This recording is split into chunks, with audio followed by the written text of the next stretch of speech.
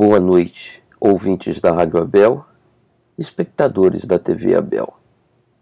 Dando continuidade ao estudo das quartas-feiras, vamos seguir com o livro Diversidade dos Carismas, da autoria de Hermínio Correia de Miranda, hoje estudando o último item do capítulo 1 e iniciando os últimos itens, do item 4 até o último item do capítulo 1, iniciando o capítulo 2, o item 1.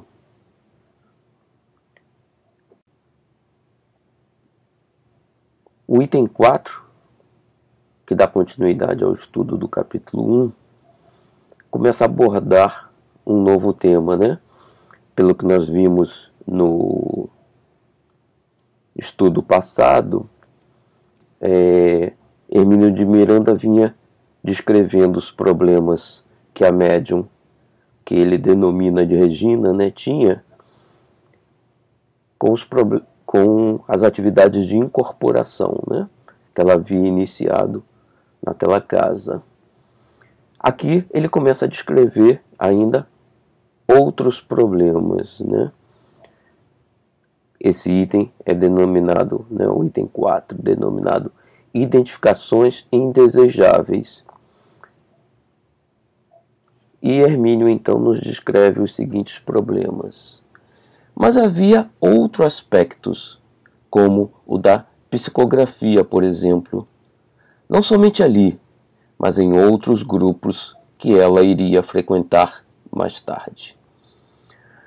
Logo nos primeiros tempos de trabalho no centro, ela começou a receber textos psicografados. Sem imaginar que aquilo pudesse criar-lhe alguma dificuldade, a regra não era precisamente o de dar passividade. O espírito encerrava as mensagens com sua assinatura, procedimento naturalíssimo e rotineiro. O problema é que surgiam nomes considerados como verdadeiros tabus, tidos como privativos, exclusivos de determinados médiuns, como se fossem propriedades de tais médiuns. Só através de determinados medianeiros, mensagens de certos espíritos eram confiáveis e aceitáveis. Isso na visão, daquele grupo. Tal procedimento choca-se, aliás, com a prática adotada e preconizada pelo codificador, que exatamente nos pontos mais delicados e controversos gostava de testar a informação dos espíritos com diferentes médiuns. Então ele está dizendo aqui exatamente o seguinte: você recebe uma mensagem, uma assinatura que você não tem certeza, qual é a ideia? Não descartar imediatamente, avaliar, mas comparar com outros casos, principalmente de outros médiuns, de outras mensagens que teriam aquela mesma assinatura. E aí sim tomar alguma decisão, não simplesmente descartar de início. E ele descreve aqui, Hermínio: vemos em O Evangelho segundo o Espiritismo e em obras póstumas mensagens do próprio mentor do Espiritismo, o Espírito de Verdade, produzidas por diferentes médiuns em locais também diversos. E o Espírito de Verdade ou era um enviado muito próximo de Jesus, ou se não, o próprio Jesus, trazendo aquelas mensagens para iniciar o Consolador prometido, o Espiritismo. E, possivelmente, e naturalmente, Kardec avaliou bastante colocar, inclusive ele tem um comentário no livro dos médiuns, dizendo exatamente que ele avalia e que em algum outro momento o Espírito da Verdade assina como Jesus, mas que em certos casos ele preferiu não colocar a assinatura, mas não descartou em nenhum momento as mensagens, Ali naquele centro, contudo, era um Deus nos acuda, quando o manifestante encerrava sua página com certos nomes tabus, com os quais nem a jovem médio estava familiarizada, como Bezerra de Menezes, Alta de Souza e outros. Então eles achavam que ela, como era uma médium iniciante, não poderia estar recebendo aqueles espíritos, né? Novata no movimento espírita, ela não tinha a menor ideia do que representavam tais nomes. Bastava-lhe saber que as mensagens estavam corretamente formuladas do ponto de vista doutrinário e eram acatadas com agrado pelos seus ouvintes e leitores depois de recebidas nas reuniões públicas. Passavam até pela crítica atenta dos dirigentes do grupo, que nada tinham a objetar nelas quanto ao conteúdo ou à forma. O único problema era mesmo o de que ela não podia, entre aspas, né, como médium iniciante, receber mensagens assinadas por entidades que lhe eram desconhecidas, mas consideradas importantes demais para a insignificância da jovem médium. E isso em nada contribuía para torná-la mais confiante. Pelo contrário, ia ficando cada vez mais confusa e insegura, cultivando inibições de difícil erradicação que, por pouco, não paralisam sua florescente mediunidade. Ante esses inesperados problemas, ela ficava sem saber como proceder nas situações mediúnicas de que participava. Como fazer, por exemplo, para que o espírito não assinasse a comunicação? Aqui nós vamos recorrer ao livro dos médiuns, né? No assunto exatamente sobre mensagens assinadas, identidade do espírito. Na questão 255, o seguinte ponto é colocado. A questão da identidade dos espíritos é uma das mais controvertidas mesmo entre os adeptos do espiritismo. É que, com efeito, os espíritos não nos trazem um ato de notoriedade e sabe-se com que facilidade alguns dentre eles tomam nomes que nunca lhes pertenceram.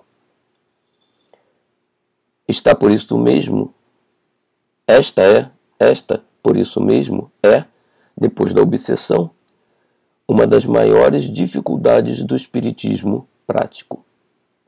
Todavia, em muitos casos, a identidade absoluta não passa de questão secundária e sem importância real. Então aqui está Kardec falando, né, que nem sempre garantir a identidade da assinatura é uma questão absoluta, né? Como Hermínio dizia, as mensagens eram aceitas, o seu conteúdo era correto. Então, muitas vezes isso é mais importante do que realmente garantir que a identidade esteja correta, a assinatura esteja correta, né? Desde que a mensagem seja coerente e esteja à altura daquele que assina. E Kardec continua. Julgam seus espíritos como os homens, pela sua linguagem. Se um espírito se apresenta com o nome de Fenelon, por exemplo, e diz trivialidades e puerilidades, está claro que não pode ser ele. Porém, se somente diz coisas dignas do caráter de Fenelon e que este não se furtaria a subscrever, se não prova material, pelo menos toda a probabilidade moral de que seja de fato ele. Nesse caso, sobretudo, é que a identidade real se torna uma questão acessória, que era o caso dela, né? Desde que o espírito só diz coisas aproveitáveis, pouco importa o nome sobre o qual as diga. E aqui eu vou citar um caso, né, real que nós tivemos, que é Chico Xavier, do livro Parnaso de Além-Túmulo, né? Quando fez sua primeira psicografia em 1931, Chico tinha apenas 21 anos, era um novato, né?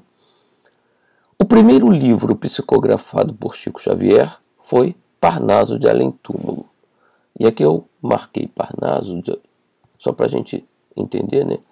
Parnaso é um substantivo masculino que significa ou um local simbólico onde viviam os poetas, ou a própria arte poética, né? A poesia. Então, Parnaso de Além-Túmulo é um livro sobre a arte poética, a poesia no Além-Túmulo, né? Foi psicografado a Chico Xavier por diferentes poetas, diferentes autores. Eu peguei aqui um trecho que diz: a referida publicação reúne 56 autores, é um livro grosso, bastante conteúdo, né? Com poesias, né? E contos muito interessantes, né? Então a publicação reúne 56 autores de diversas escolas literárias com estilística própria e distinta entre si. Então são 56 autores que têm características de estilo, né, poético diferente, de escrita diferente. E no livro esses estilos são mantidos, né? Cada um se manifesta dentro do seu estilo. Entre os autores se incluem os simbolistas Cruz e Souza. Vamos citar aqui alguns dos 56, né? Alfonso de Guimarães, o simbolista parnasiano Augusto dos Anjos, poetas românticos como Casimiro de Abreu, o estilo satírico de Arthur Azevedo, o parnasianismo de Olavo Bilac, o realismo de Júlio Diniz, entre outros, né? São muitos. Agora a gente imagina, né, Chico Xavier, novinho, 21 anos, no espiritismo, recebendo, novato, como Regina era, recebendo mensagens de antigos escritores já desencarnados. Imagina que se ele fosse proibido de assinar as suas mensagens, né? Jamais teríamos esse livro publicado, porque o importante no livro é poder identificar o autor, já que cada um traz o seu próprio estilo de escrever, né? A gente não teria esse livro publicado, ou teríamos limitado, né? Já que esse livro, que foi um dos primeiros lançado por Chico Xavier, ele virou exatamente uma discussão entre a ciência, né, e escritores em geral, analistas, porque é super difícil alguém, escritor novo, por exemplo, fingir, né, o estilo literário de um ou outro escritor, né, de um ou outro escritor. Imaginem Chico Xavier, com 20 e poucos anos, fingindo o estilo literário e de forma com sucesso, né, de 56 autores. Isso é dificílimo, é quase impossível. Não existe um escritor que possa fazer isso para um número tão grande de escritores e replicar o estilo de cada um, né?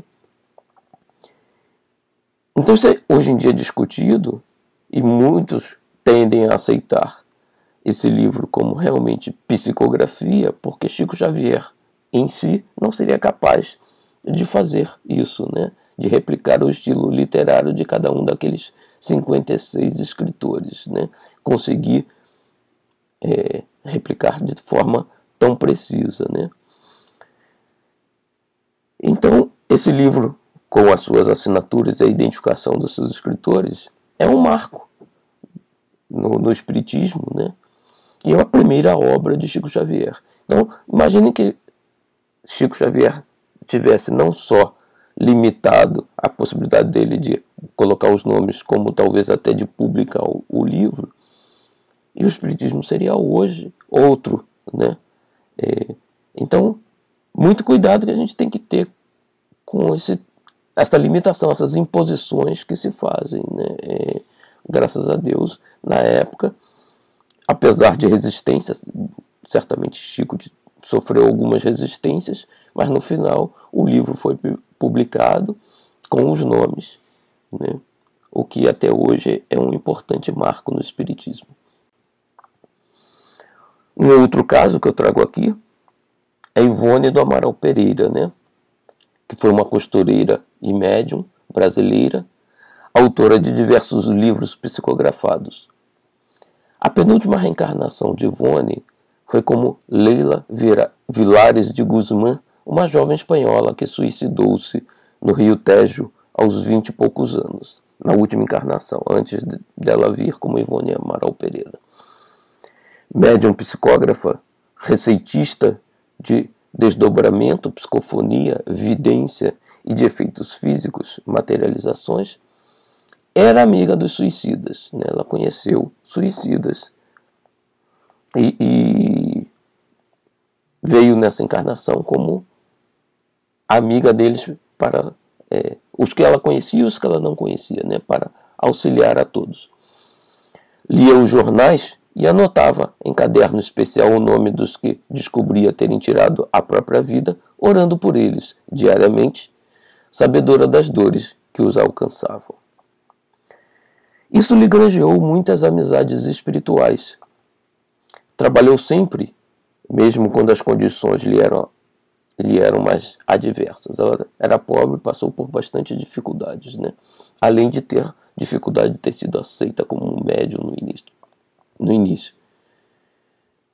Quando no Rio de Janeiro não foi aceita em vários centros espíritas, trabalhou sozinha, fornecendo receituário mediúnico e os medicamentos, realizando aulas de evangelização a crianças, psicografando, né, dentre outros, Camilo Castelo Branco, livro que a gente estudou, né, Memórias de um Suicida, Leon Denis, Leon Tolstói e Charles, né, que foi seu companheiro em encarnações passadas. Então, nomes importantes também que ela assinava, né? Enquanto isso, agravava-se também a pressão do grupo. Desculpa, aqui terminamos a análise, né? E vemos que é importante a gente ter o discernimento, ter cuidado com as assinaturas, mas não assim absolutamente, né? E vamos dizer assim, não. Espírito novato não pode receber mensagem de espíritos conhecidos. Não funciona assim. Desconhecemos o passado desses espíritos, né?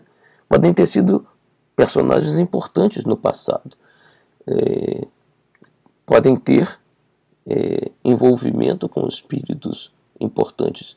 Ou, pelo trabalho que desenvolvem nesta encarnação, apesar dos problemas das vidas passadas, podem granjear a simpatia, como aconteceu de Ivone, de espíritos importantes que lhe vêm em auxílio, até porque através dela podem auxiliar a outros, né? Então, não podemos ser rígidos dessa forma, principalmente se o conteúdo da mensagem é positivo, né? Então, vamos dar prosseguimento aqui. Hermínio nos diz: enquanto isso, agravava-se também a pressão do grupo sobre suas manifestações psicofônicas, chamadas de incorporação. Sua mediunidade operava por desdobramento. Ela se via fora do corpo físico.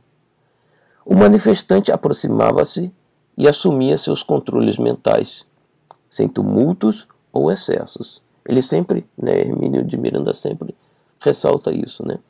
Não havia excesso, né? Ela não tumultuava o processo, apenas ela dava uma passividade, que era a forma da mediunidade dela atuar, né? Se afastando relativamente um pouco do corpo, e o espírito tinha um pouco mais de liberdade, mas ainda assim não era toda a liberdade, né? Eram normais as manifestações, sem gritos, sem palavras inconvenientes, sem atitudes de agressividade ou descontrole.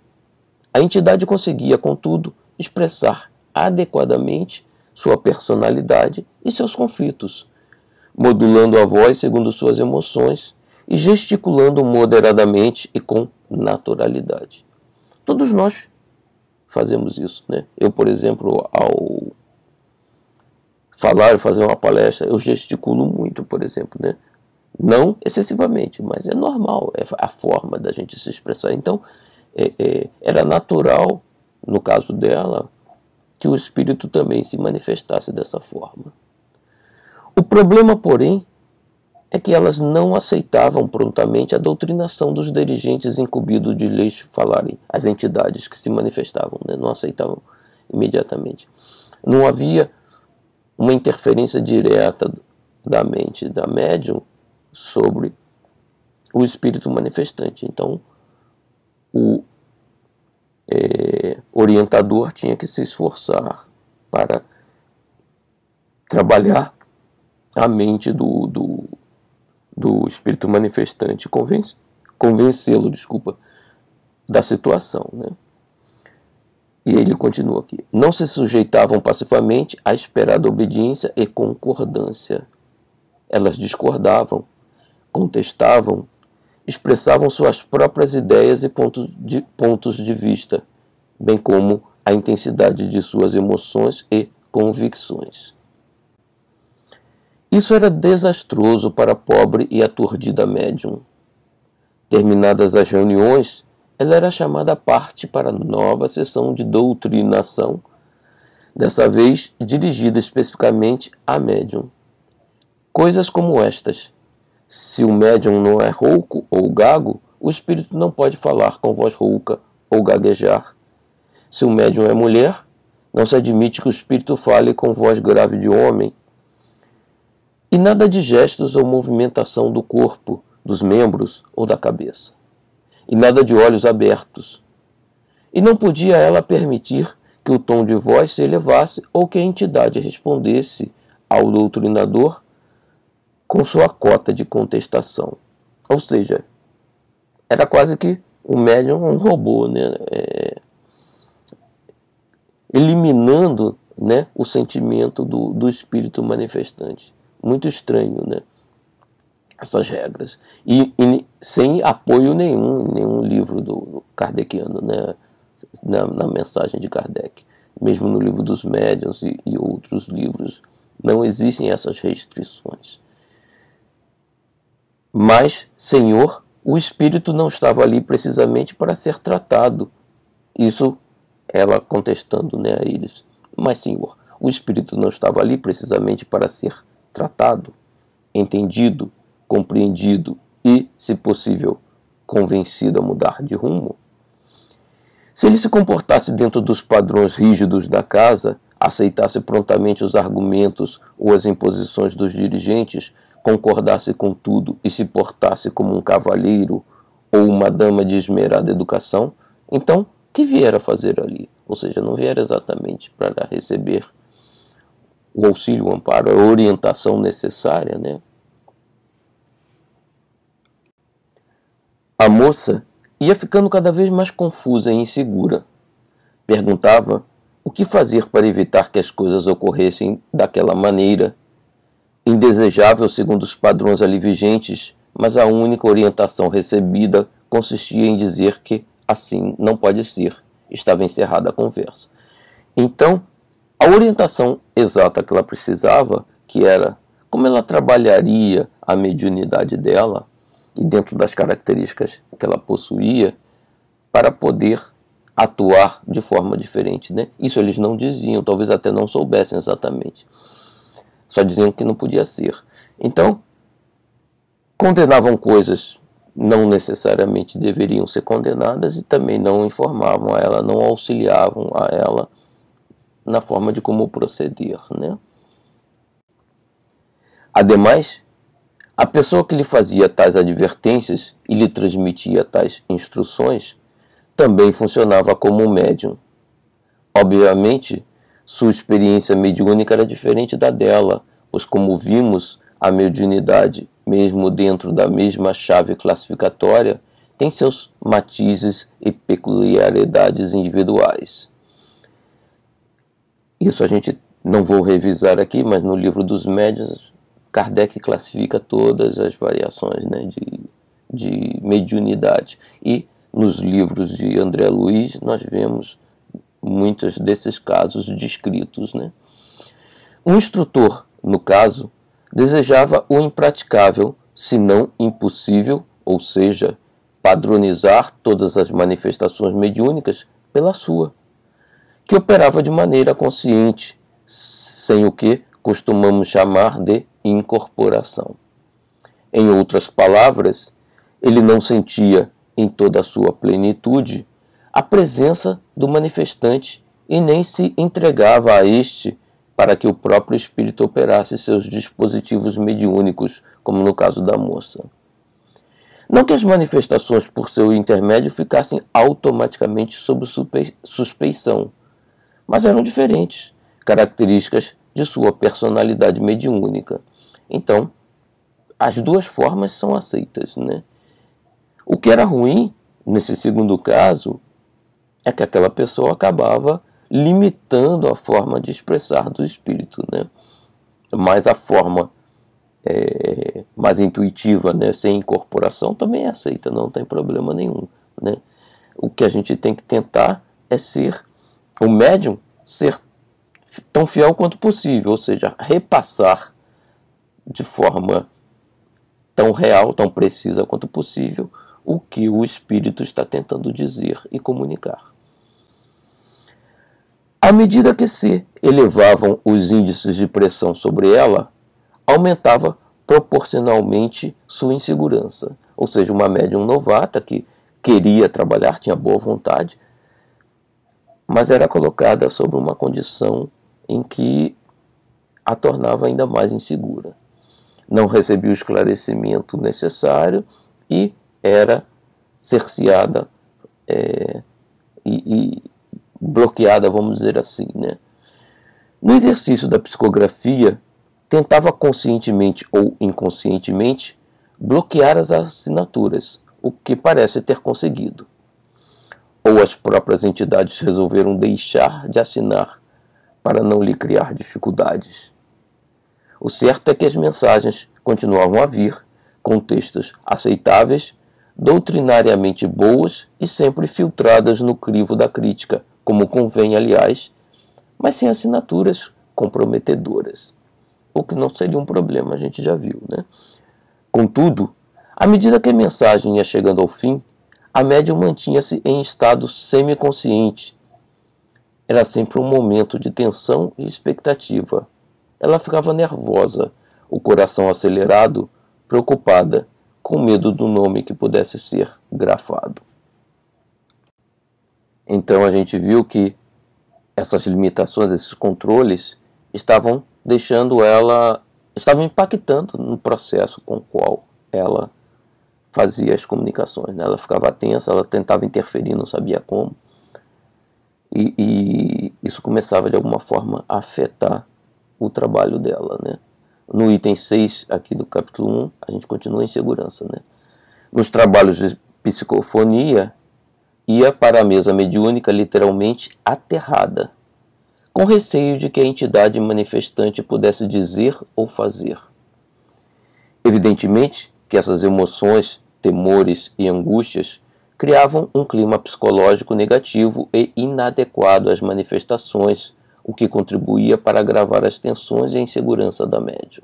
Então, ela ficava mais insegura, mais tensa, e isso impactava no trabalho mediúnico. Mas o que fazer? Como mudar a situação para a qual ela não via remédios e não recebia instruções precisas de quem estava incumbido de orientá-la?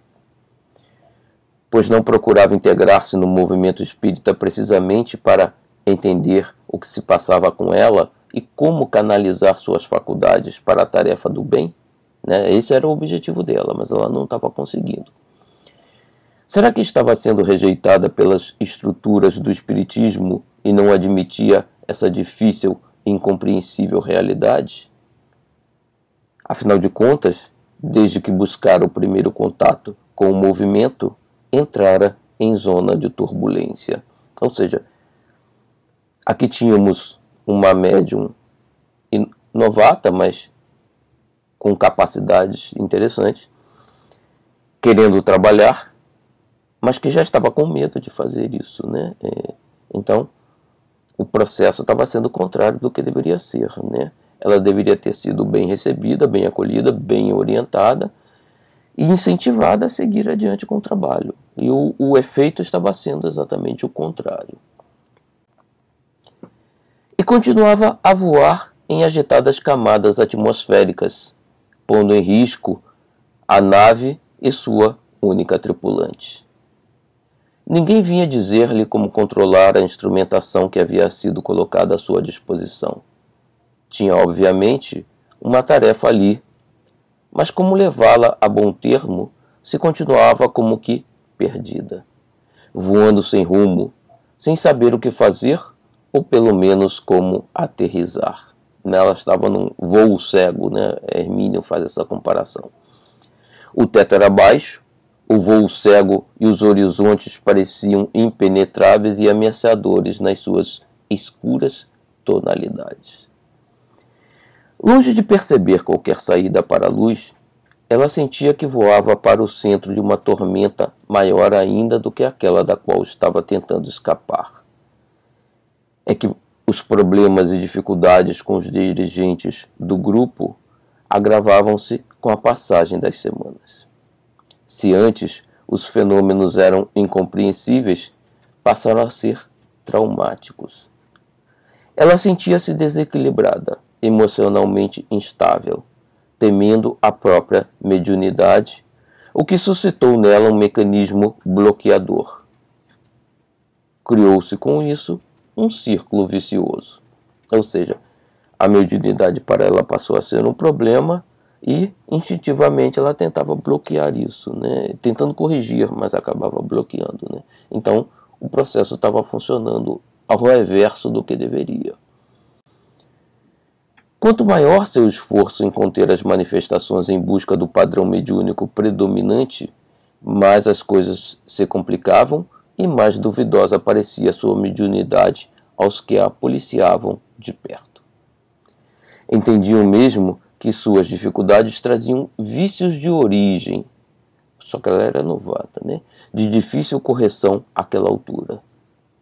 Ao contrário da maioria dos médiuns da casa, que ali mesmo haviam seguido um plano de desenvolvimento segundo os padrões locais, a moça era médium espontâneo, que se aproximara do grupo já pronta para o trabalho, com algum conhecimento doutrinário, e continuava a estudar assiduamente a doutrina, e com experiência de anos de convivência com extensa faixa de fenômenos. A mediunidade era, a seu ver, uma faculdade natural, espontânea, sem artifícios ou temores. Né? Mal comparando, mas podíamos dizer como outros médiuns, como talvez Divaldo, Chico Xavier, que conviveram com essa mediunidade desde o início das suas vidas, né? Então, para eles, aquela mediunidade, quando aflorava, né, numa casa espírita, era algo bastante natural, né? Uma função psicossomática, como respirar, era como ela sentia, né? Desculpa. Uma função psicossomática, como respirar, ver, falar, metabolizar os alimentos e assim por diante. Desenvolver o quê? Modificar onde e por quê e como. Pois não consistia o exercício da mediunidade em deixá-la funcionar, com as precauções necessárias, é claro, mas permitir a eclosão do fenômeno, né, da passividade de alguma forma, com controle, mas a crítica, o exame atento, o debate, o aperfeiçoamento viriam logo após o trabalho. Esse trabalho educativo, no entanto, precisava ser conduzido com serenidade, compreensão, sensibilidade e tato. Em qualquer atividade humana, a crítica é desejável, mas precisa ser inteligente, construtiva, sensata. Isso ali não acontecia.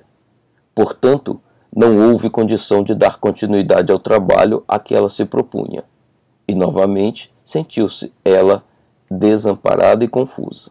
Ou seja, ela procurou a casa espírita na esperança de receber, né, instruções e acolhimento, e se sentia rejeitada e mais confusa ainda, né? Então o processo não estava funcionando como deveria. Iniciamos então o item 7, novos rumos e esperanças. Não se perdera, contudo, a confiança nos seres espirituais que aprendera a respeitar e a considerar como verdadeiros amigos. Se os encarnados não estavam conseguindo ajudá-la, por que não recorrer aos desencarnados? Isso a Regina, né? Ela não perdeu a confiança. Lembrou-se do Dr. Bezerra de Menezes, um dos nomes que lhe causara inesperadas e certamente involuntárias dificuldades quando começou a surgir nas comunicações que ela psicografava. Seu nome era tabu para ela naquele contexto, mas não o espírito generoso que estava ao alcance de sua mente. Decidiu, portanto, conversar com ele na intimidade do recolhimento, como sugeriu o Cristo. Estava precisando de socorro, e com urgência, pois já sua mediunidade ameaçava estiolar-se. Estiolar-se, então, na botânica, é provocar estiolamento ou sofrer estiolamento, mas no caso do uso aqui é um pronome, não é o verbo, que seria enfraquecer-se, debilitar-se. Então é o sentido aqui, né? Estiolar-se completamente na sufocação das pressões que não entendia e não via como contornar. Então ainda bem que ela não perde a confiança totalmente, né, apesar das pressões, e ora a Bezerra de Menezes, que então vai auxiliar. Né? Enquanto orava e pedia ao doutor Bezerra que lhe mostrasse um caminho, surgiu em sua tela mental um fenômeno de evidência com o qual estava familiarizada, a imagem de uma pessoa a qual ela deveria procurar para expor seus problemas, pedir orientação e esclarecimento. Então, ela fez a prece, né? E em resposta, surgiu na sua mente um nome e a figura de uma pessoa que ela devia buscar. E ela faz isso, né? Ela busca essa pessoa. Foi recebida com dignidade, ouvida com atenção e teve a oportunidade de expor com franqueza seus problemas e dificuldades. Saiu desse primeiro encontro mais tranquilizada e com novas esperanças. Esperanças que, aliás, se confirmaram depois em novos contatos para debate e busca de soluções. Conseguiu reordenar suas ideias e emoções em clima de franqueza, lealdade e respeito. Então ela encontrou o amparo que ela estava buscando, né? Mas ela foi orientada pelos espíritos, né? Porque em algum momento parou, orou e pediu auxílio, né? Então, graças a Deus, ela não se fechou para a mediunidade e abandonou, né? Ela continuou confiando e buscou o auxílio dos espíritos, né? No devido tempo, organizou-se um novo e reduzido grupo. Ela foi convidada e aceitou o encargo de colocar sua mediunidade a serviço dessa tarefa que iria prolongar-se por mais de uma década de fecundos resultados e muitas alegrias. Então ela inicia um trabalho nesse novo grupo, né? Coube a mim, Hermínio de Miranda, modesto escriba, relatar não apenas a história pessoal dessa moça nas suas experimentações com a mediunidade, mas principalmente aproveitar o arcabouço da história para fazer os encaixes doutrinários e as observações que nos pareceram oportunas, né? Então é o que ele está fazendo aqui, né? Ele está colocando a história dela e já mostrando, né, os pontos errados, não dela em si, mas dos grupos dos quais ela participou, né, os problemas que ela enfrentou na mediunidade, mostrando aqui como a gente deve comportar, né? A gente deve ter sempre Kardec e as obras de Kardec como ponto de partida, né? E não deve começar a criar novas regras e criar sistemas que não sejam sensatos, né? Que não sejam coerentes com a doutrina e com os ensinamentos dos espíritos e de Kardec, né? Nós temos acesso aos espíritos também, né? Então, assim como ela fez, orou aos espíritos e pediu auxílio, os dirigentes daquele centro, daquele grupo, poderiam ter buscado auxílio com os espíritos da casa também, por exemplo, para o caso dela, né? Não simplesmente censurá-la e colocar ela, né, numa camisa de força, vamos dizer assim, né, limitar. Se eles tinham dúvida, eles poderiam também ter consultado os dirigentes espirituais da casa sobre como proceder com ela, né? Então isso cabe a todos, né? Como eles não fizeram, ela felizmente fez e deu, né, um novo caminho ao seu trabalho. E, como ele diz, né, por mais de uma década pôde trazer fecundos resultados, né? Então o trabalho foi positivo, mas poderia ter morrido ali no nascedouro, né? O que limitaria a contribuição que ela pôde trazer ao espiritismo e às pessoas em si necessitadas.